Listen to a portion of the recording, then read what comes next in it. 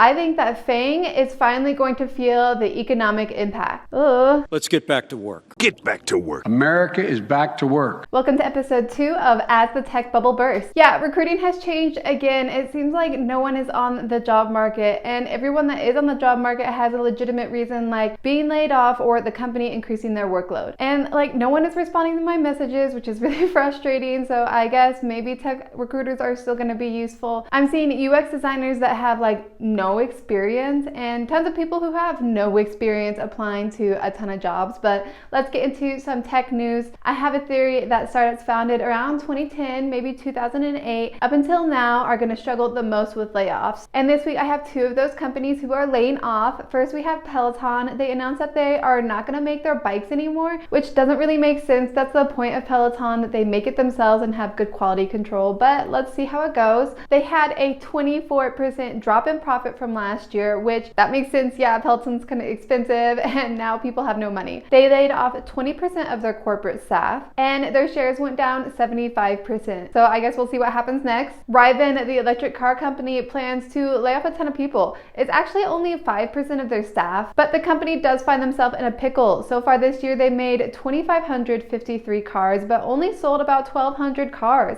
They have 25,000 cars they hope to complete by the end of this year. So that's a big disparity between what the customer wants and what they're providing. And honestly, it seems like we're in a car bubble. A ton of people are defaulting on their car loans and car loans are more expensive than ever. So I would expect to see a ton of cars for sale cheaper or repossessed for some reason, with more cars on the market next year. So this will be an interesting problem. Let's keep our eye out and see if Rivian will lay off again. And another part of that theory is I think that FAANG is finally going to feel the economic impact. Tesla is laying off 229 people from its autopilot team, part of its overall 10% workforce layoffs. And interesting because I think there was a lawsuit that someone died from an autopilot Tesla car. Amazon is going to be issuing 15,000 disciplinary notes to its warehouse staff. Now, Amazon warehouse staff is trying to unionize across the country, just like Starbucks did. And I know Amazon and other warehouses have prohibited employees from congregating out in the parking lot so that they can't really talk to their employees after work. So it's interesting to see them giving out all these notes to warehouse workers.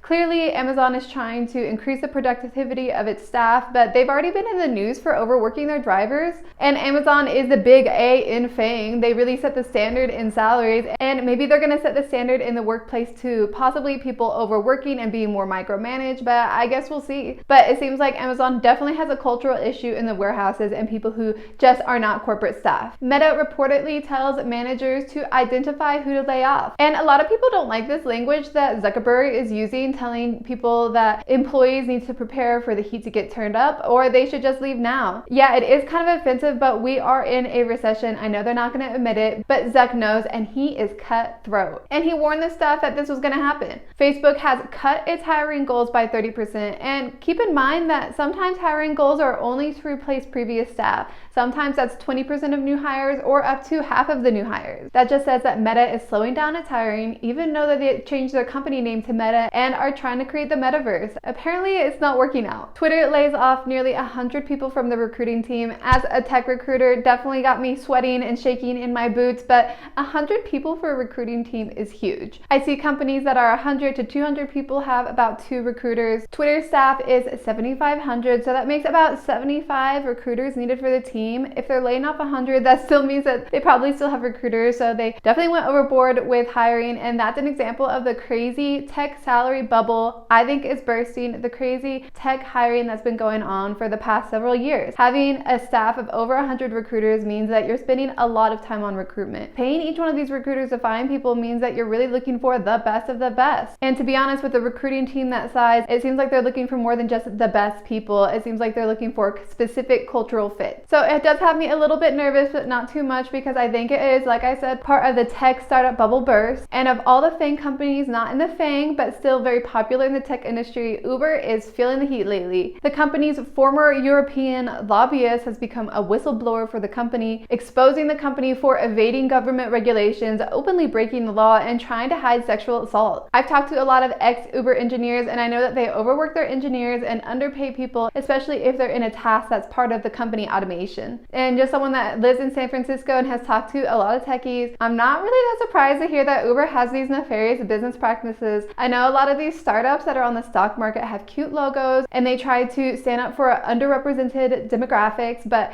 underneath a lot of that marketing and public relations is a lot of cutthroat business mentality. But that's not the only place that Uber is hurting. The Uber pool is a zombie now. I've used Uber pool. It's really popular if you live in the inner city and you have to get to work. You can ride with 2 to 3 other strangers and get a much cheaper ride, sometimes up to half off. A driver mentions that in the past, about 40% of his rides were from Uber pool. Now it's like 10%. In the article, the driver mentions that people just aren't taking ride shares right now and they're taking public transportation, which is another super obvious sign that we are in an economic recession. People aren't using ride shares. So these big tech companies that offer these tech services, I keep saying it, but the technological alternative to current services like Airbnb offering a tech service to the hospitality industry, Uber doing that with taxis, these food delivery companies, some of them which laid off. Check out my layoff video. Hopefully it'll be linked up here. And while we're talking about that, about 95% of people watching this video don't subscribe. And I don't want to say it's offensive, but it's a little bit offensive because I'm giving you great content. Please subscribe to my channel so that I feel motivated to keep doing this for you. And speaking of Snapchat's competitor, TikTok, they're getting sued from a blackout challenge. There was this trend on TikTok called the blackout challenge, which sounds really stupid and I didn't want to read about it, but it sounds like what you probably think it sounds like. Get yourself to black out on camera to impress your friends.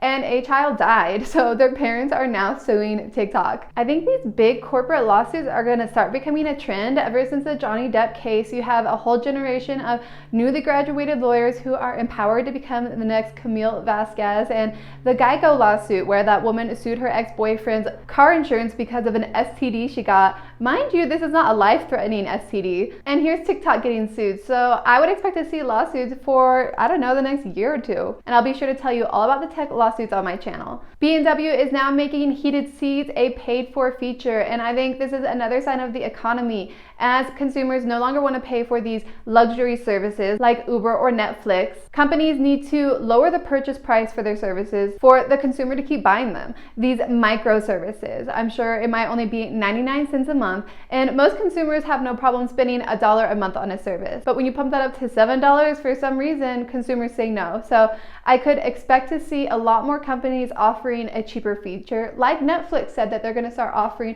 a cheaper version of Netflix that still has ads, just less ads for people who don't want to spend the money. Also, the FBI warned us about North Korean ransomware as it might be on the increase. Ugh. And I have a good example of misleading information in the news. Now, you remember that I just talked about Rivian. They're having layoffs and they have like 26,000 cars hitting the market by the end of the year with only 1,200 buyers. You have Amazon with their cultural issues in the warehouse where they're likely increasing the workload and tightening disciplinary restrictions. And you have Apple, a company that relies on a wealthy customer to buy their product, that also saw a decrease in sales from last year. Well, I found an article that says Rivian, Amazon, Apple all snap up laid off Tesla workers. This is super misleading information, like I said about those companies, but let's talk about Tesla. Tesla does offer moderate level salaries. A lot of people would say low salaries because they're used to either San Francisco salaries or FAANG salaries, but Tesla offers what a mid-level tech company would offer in their area. So at Tesla, you're still making a mid-level salary. That's not bad. Like a lot of these engineers are still making 6 figures, but they're getting a lot of perks from the stock and they're getting a lot of perks from the resume space. And yeah, Tesla takes advantage of their reputation and their stock to hire good employees for the team. They know that employees aren't going to stay there forever and it's a momentary arrangement to benefit them at that time. And a lot of people in tech want to complain about Tesla or talk crap about it. Tesla is famous for not being good with their money and Musk admitted himself that the company bleeds money. So to say that these other companies are snapping up the Tesla employees, well, I'm sure that Rivian wants to get people from the most direct competitor in this country, Tesla, an electric car company. So it makes sense that they're going to snatch them up, and